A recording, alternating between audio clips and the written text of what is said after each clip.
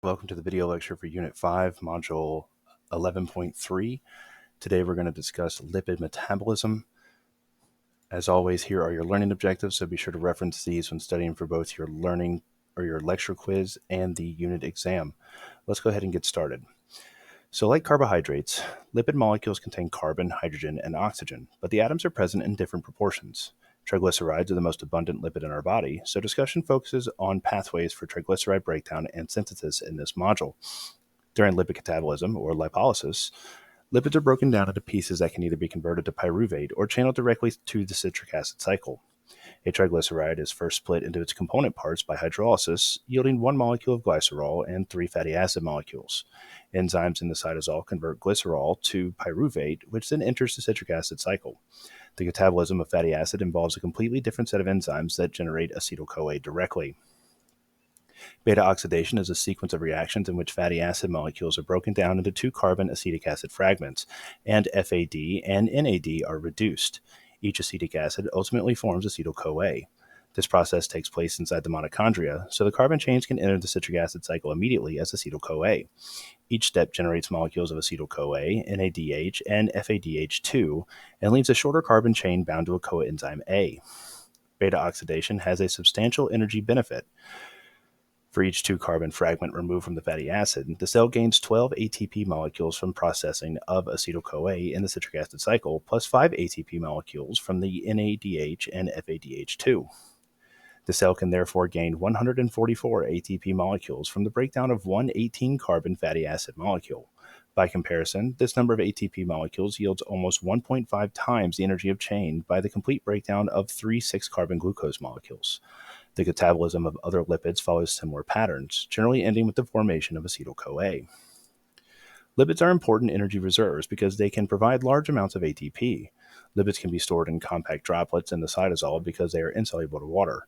This storage method saves space, but when the lipid droplets are large, it's difficult for water-soluble enzymes to get at them. For this reason, lipid reserves are more difficult to access than carbohydrate reserves.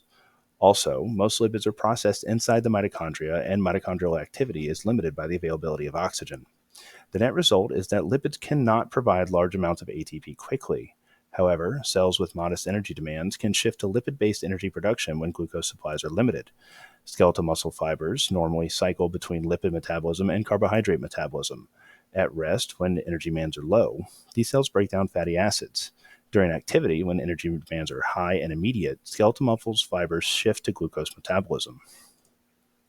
Lipogenesis is the synthesis of lipids. Glycerol is synthesized from dihydroxyacetone phosphate, one of the 3 carbon intermediate products shared by the pathways of glycolysis and gluconeogenesis.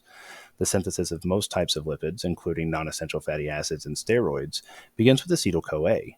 Lipogenesis can use almost any organic substrate because lipids, amino acids, and carbohydrates can be converted to acetyl-CoA.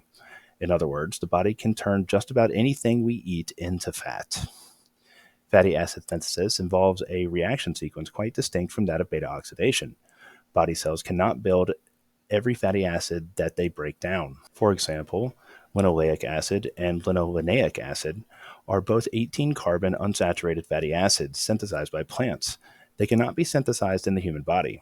They are considered essential fatty acids because they must be included in your diet. These fatty acids are also needed to synthesize prostaglandins and some of the phospholipids in plasma membranes throughout the body. Like glucose, lipids are needed throughout the body. All cells need lipids to maintain their plasma membranes. Important steroid hormones must reach target cells in many different tissues. Free fatty acids make up a small percentage of the total circulating lipids. Because most lipids are not soluble in water, special transport mechanisms carry them from one region of the body to another. Most lipids circulate through the bloodstream as lipoproteins. Free fatty acids are lipids that can diffuse easily across plasma membranes. In the blood, free fatty acids are generally bound to albumin, the most abundant plasma protein. Sources of free fatty acids in the blood include the following: fatty acids that are not used in the synthesis of triglycerides but diffuse out of the intestinal epithelium and into the blood, fatty acids that diffuse out of lipid reserves, such as those in the liver and the adipose tissue when triglycerides are broken down, Liver cells, cardiac muscle cells, skeletal muscle fibers, and many other body cells can metabolize free fatty acids. These lipids are an important energy source during periods of starvation when glucose supplies are limited. Lipoproteins are lipid protein complexes that contain large insoluble glycerides and cholesterol. A superficial coating of phospholipids and proteins makes the entire complex soluble. Exposed proteins of the complexes bind to specific membrane receptors. For this reason, these membrane proteins determine which cells absorb the associated lipids. Lipoproteins are usually classified into 5 major groups according to size and the relative proportions of lipid and protein. The first is chylomicrons. Chylomicrons are the smallest lipoproteins, ranging in diameter from about 0.03 to 0.5 micrometers. About 95% of the weight of a chylomicron consists of a triglyceride. They are produced by intestinal epithelial cells from the fats in food. Chylomicrons carry absorbed lipids from the intestinal tract into the lymph and then into the bloodstream. The liver is the primary source of all other groups of lipoproteins, which shuttle lipids among various tissues. 2 is very low-density lipoproteins, or VLDLs. Very low-density lipoproteins contain triglycerides manufactured by the liver, plus small amounts of phospholipids and cholesterol. The primary function of VLDLs is to transport these triglycerides to skeletal muscles and adipose tissue. The VLDLs range in diameter from about 25 to 75 nanometers. 3 is intermediate density lipoproteins, or IDLs. Intermediate density lipoproteins are intermediate in size and lipid composition between VLDLs and low density lipoproteins. IDLs contain smaller amounts of triglycerides than do VLDLs. IDLs also have more phospholipids and cholesterol than LDLs. 4 is low density lipoproteins, LDLs. Low density lipoproteins contain cholesterol, lesser amounts of phospholipids, and very few triglycerides. These lipoproteins are about 25 nanometers in diameter. They deliver cholesterol to peripheral tissues.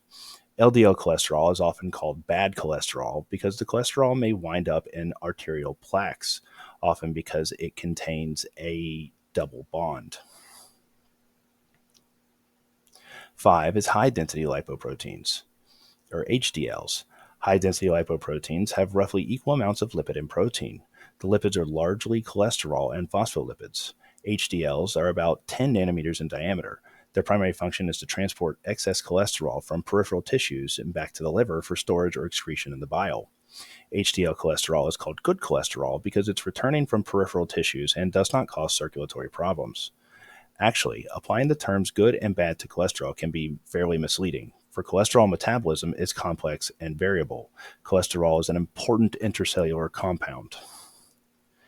We now know that exercise lowers cholesterol levels. It's recommended that individuals get 30 minutes per day of moderate to vigorous exercise. Recent studies have also shown that vigorous exercise, or the equivalent of 20 miles of jogging per week, lowered LDL levels even more than moderate exercise did.